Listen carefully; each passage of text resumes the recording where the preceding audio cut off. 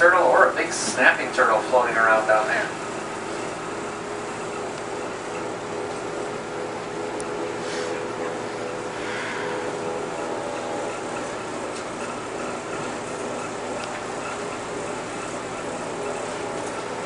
And the muskoxen will come into view on side A as you come past the last group of trees over there.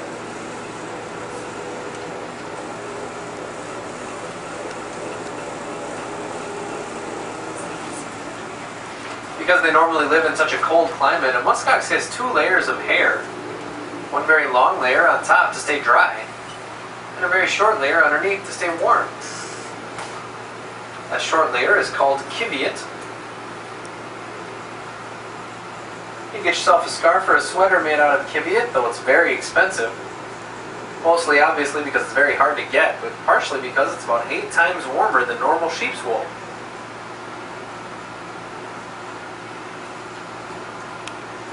That long outer hair grows to about 5 feet long. That's the second longest hair of any mammal. The only mammal that grows hair longer than a muskox is the human.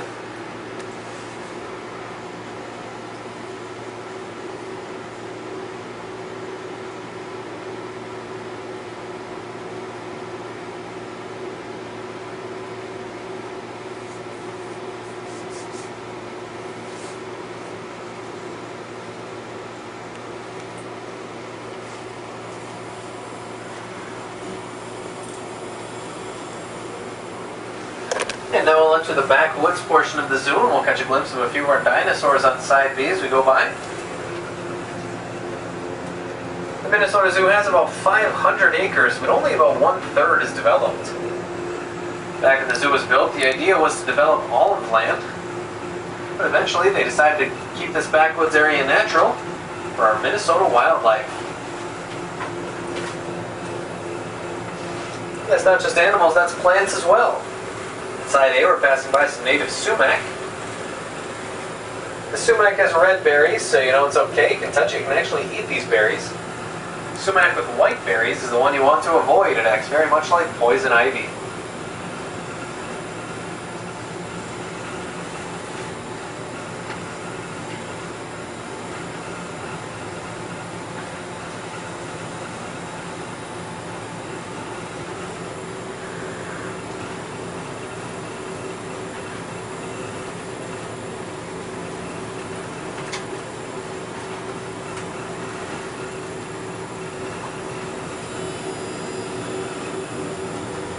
We'll pass by Reflection Pond on side A, one of many natural bodies of water in the area that helped to give our state the nickname the Land of 10,000 Lakes.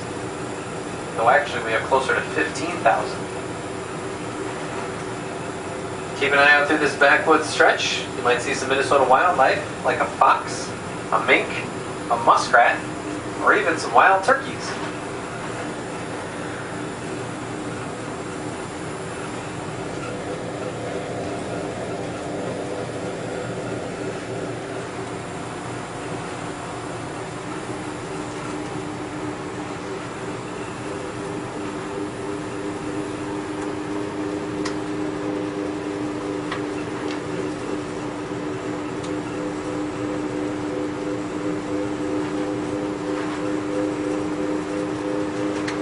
You may also notice a lot of oak trees back here. We have red oak and a white oak. And if you need to know which is which, you can check the leaves. The red oak has pointed leaves and the white oak has rounded leaves. And these oak trees have been here for quite a long time. It takes about 100 years for an oak tree to even reach full maturity.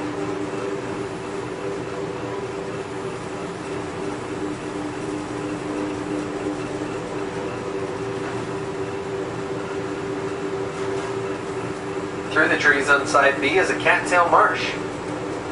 Cattails are very important in the environment. They help to filter water and prevent erosion.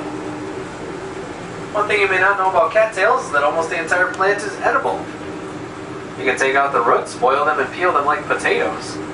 The green stalk can be cooked like asparagus. And if you get to it early enough, the brown part on top, before it gets all fuzzy, can be boiled and eaten like corn on the cob.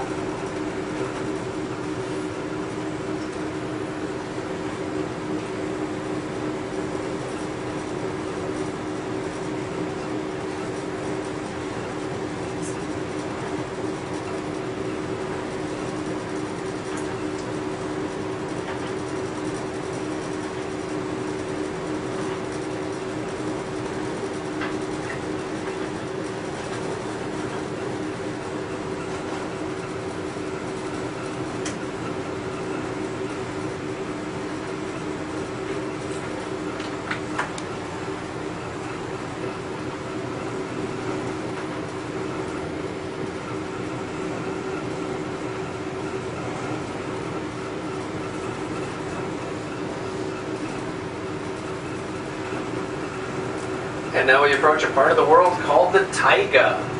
It's in parts of northern Canada and Alaska.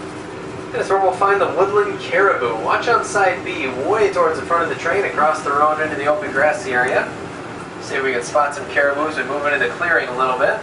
Keep a watch back in the shady areas in the back. They like to stay back there in the shade. I do see a few right on the shade line, just to the left of the gate back there.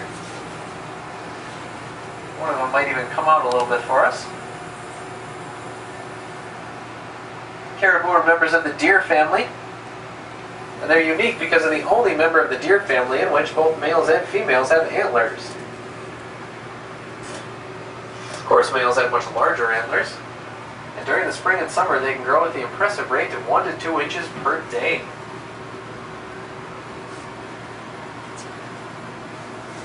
You may also see pictures of caribou on your holiday cards.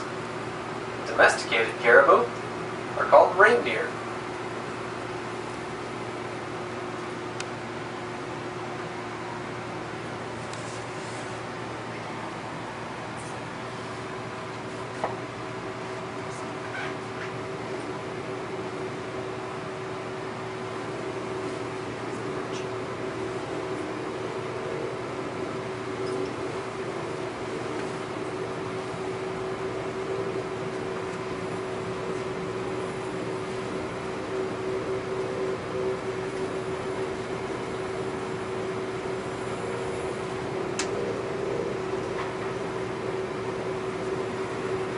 Keep a watch on side B as you come around the curve. Out in the grass among the trees is the largest of all the antlered animals, the moose.